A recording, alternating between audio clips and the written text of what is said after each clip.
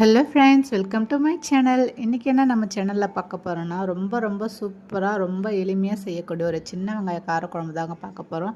அது ரொம்பவும் சூப்பராக இருக்கும். வாங்க அது எப்படி செய்யலான்னு பார்க்கலாம். கடாய் வச்சுருக்க அதில் 150 கிராம் எண்ணெய் சேர்த்துக்கலாம். ஒரு ஸ்பூன் கடுகு சேர்த்துக்கலாம். ஒரு ஸ்பூன் வெந்தயம் சேர்த்துக்கலாம். கடுகும் வெந்தயமும் நல்லா பொரிஞ்சு சிறந்து வரட்டும். ஒரு கொத்து கருவேப்பிலை சேர்த்துக்கலாம்.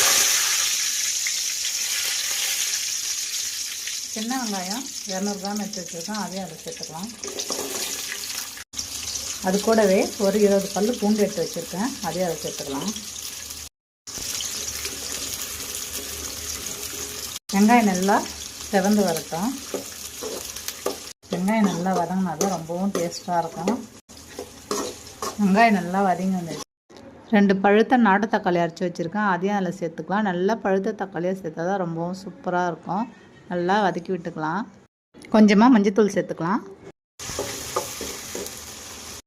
வெங்காயம் தக்காளி நல்லா வதங்கி வந்துடுச்சு. இப்போ நம்ம மிளகாய்த்தூள் சேர்த்துக்கலாம். ஒரு 2 ஸ்பூன் சேர்த்துக்கலாம். நீங்கள் தனி மிளகாய்த்தூள் கூட சேர்த்துக்கலாம். ஆனால் இந்த மாதிரி வீட்டில் அரைச்ச குழம்பு மிளகாய்த்தூள் சேர்த்தா ரொம்பவும் சூப்பராக இருக்கும். இந்த மாதிரி சேர்த்து செய்யுங்க. எண்ணெயிலே நல்லா வதக்கி விட்டுக்கலாம். அதுக்கு ஒரு நெல்லிக்காய் சைஸ் புளி எடுத்து கரைச்சி வச்சுருக்கேன், அந்த புளி கரைசலையும் சேர்த்துக்கலாம். இந்த குழம்புக்கு தேவையான அளவு உப்பு சேர்த்துக்கலாம்.